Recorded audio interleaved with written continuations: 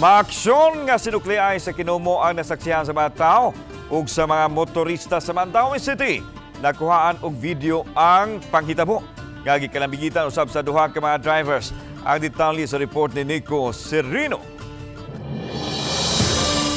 Sa video ni John Alan Recamadas, Lunes sa Udto, makita nga nagkainitay kining duha ka mga lalaki gawa sa mall sa Barangay Tabuk.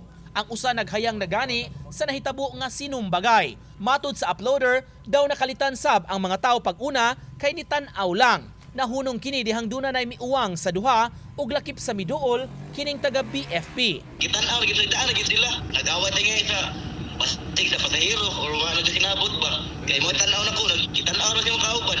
Mga habal-habal driver ang navideohan, nag-standby ni Ato Higayuna, nagpaabot og pasahero. Wala diha ang duha ka mga driver dihang giadto sa GMA Regional TV aron makuhaan sa ilang habig. Apan matud sa leader sa ilang pundok, nagkainitay sila tungod sa pasahero, gibalibaran kuno o gipasa ngadto sa laing kauban. Nagi may mga minimum gyud. Unya ang usa nga wa muda ni react na sa to.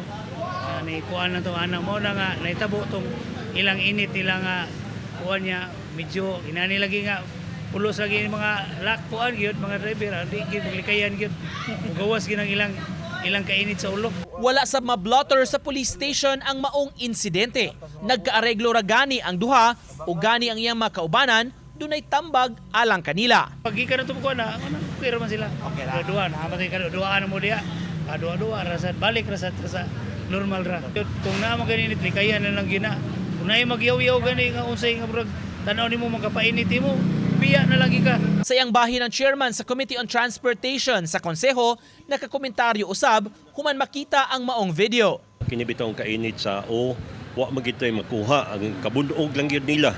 Unya og mao na og madapag gyud sa kuan sobrang emosyon kuyaw na kaayo. Uban ni Godfrey Relien, Nico Sereno, Balitang Bisdak.